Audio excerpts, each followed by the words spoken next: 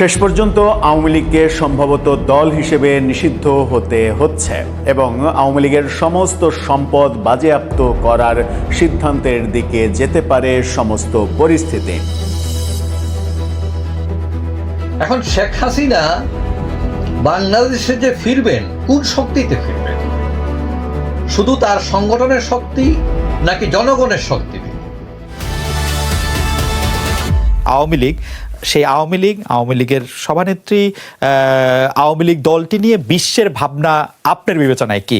আমি একই প্রশ্ন আসলে রনি ভাইকে করছি, আগে আপনার থেকে একটু শুনে আসি। শেষ পর্যন্ত আওয়ামী লীগকে সম্ভবত দল হিসেবে নিষিদ্ধ হতে হচ্ছে এবং আওয়ামী লীগের সমস্ত সম্পদ বাজেয়াপ্ত করার সিদ্ধান্তের দিকে যেতে পারে সমস্ত পরিস্থিতি।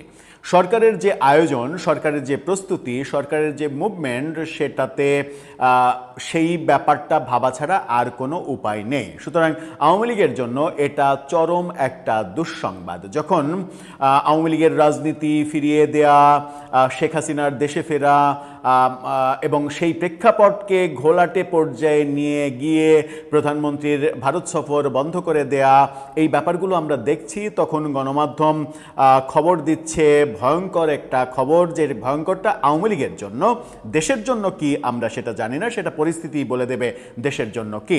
তবে আওয়ামী লীগের জন্য ভয়ঙ্কর খবর হচ্ছে আওয়ামী লীগকে নিষিদ্ধ করার প্রক্রিয়াতে সরকার আদা জল খেয়ে মাঠে নেমে পড়েছে। শেখ হাসিনা ডিসেম্বরে ফিরবেন কি ফিরবেন না, এটা নিয়ে অনেক জল্পনা কল্পনা আমাদের সমাজে।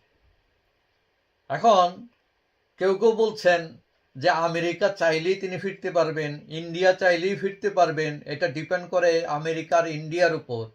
কিন্তু আমি মনে করি আমেরিকার এখন বাংলাদেশ নিয়ে কোনো একটা আগ্রহ নাই। এর আগে আমরা শুনছি সেন্ট মার্টিন নিয়ে আগ্রহ, কিন্তু আমার ধারণা তাদের যা পাওয়া উচিত ছিল বাংলাদেশের কাছ থেকে তারা সেটা পাইয়া গেছে। বাংলাদেশ আমেরিকা যে চুক্তি হয়েছে ইউনূস আমলে, এটাই তাদের জন্য এনাফ।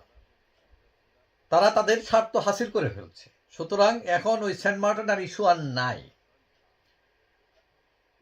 এখন শেখ হাসিনা বাংলাদেশে যে ফিরবেন, কোন শক্তিতে ফিরবেন? শুধু তার সংগঠনের শক্তি নাকি জনগণের শক্তি? আমি মনে করি যে বাংলাদেশে শেখ হাসিনা ফেরার ক্ষেত্র তৈরি করছে সরকার নিজে। এখন আপনি বলবেন সেটা কিভাবে? প্রথম কথা দেখেন, দেশে গ্যাস নাই, বিদ্যুৎ নাই, তারপরে অর্থনীতির নাজুক অবস্থা। এই যে সিপিডি গতকাল বলছে তারা যে অর্থনীতির যে 31 সূচক ছিল তার 19টি পিছিয়ে আর 12টির উন্নতি হয়েছে। তাহলে গড়পড়তা হিসাব করলে দেখা যাবে যে অর্থনীতি নিম্নমুখী।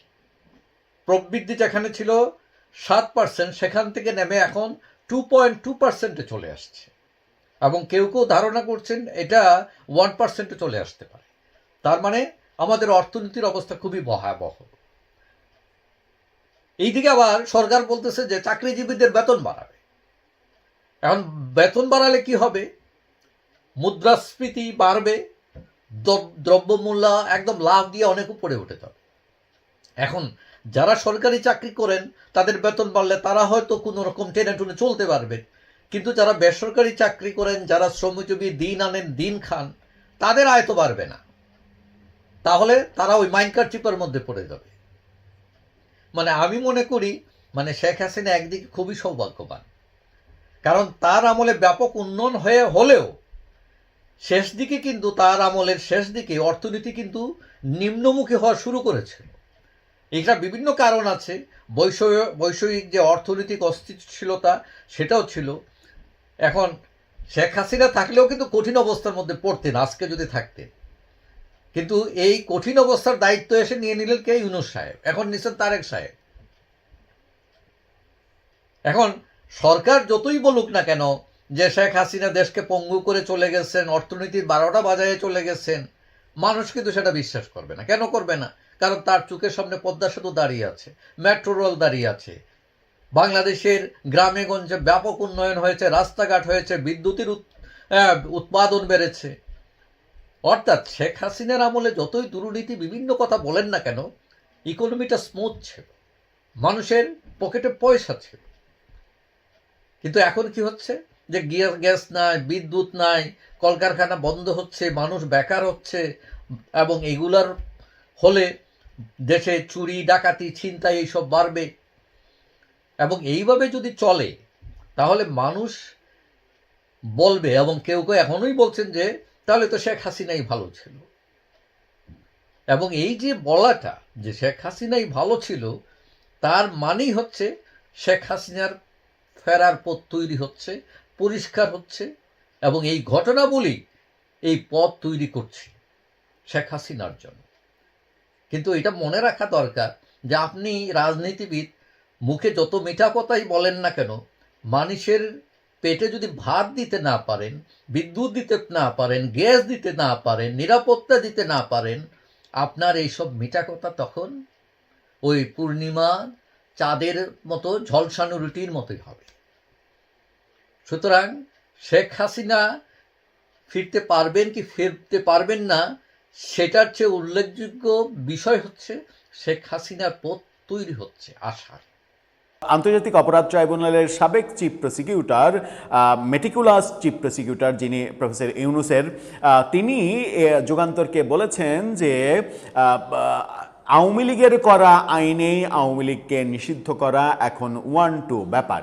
অর্থাৎ আন্তর্জাতিক অপরাধ ট্রাইব্যুনালে একটা সময় আওয়ামী লীগের আমলে ট্রাইব্যুনাল সংশোধন করে সংগঠনকেও নিষিদ্ধ করা যাবে যে ধারা যুক্ত করা হয়েছে আওয়ামী লীগের সময়, সেই আইনেই আওয়ামী লীগকে নিষিদ্ধ করার প্রক্রিয়াতে এগোচ্ছে বর্তমান সরকার। যদি আমরা রিপোর্টের ভেতরে একেবারে হুবহু না পড়ি, তাহলে মোদ্দা কথা যেটা বলা হচ্ছে সেটা হচ্ছে যে আওয়ামী লীগের এই 15.5 বছরের টানা শাসন আমলের বিভিন্ন কর্মকাণ্ড, দল হিসেবে বিভিন্ন কর্মকাণ্ডই শুধু নয়, 2006 সালে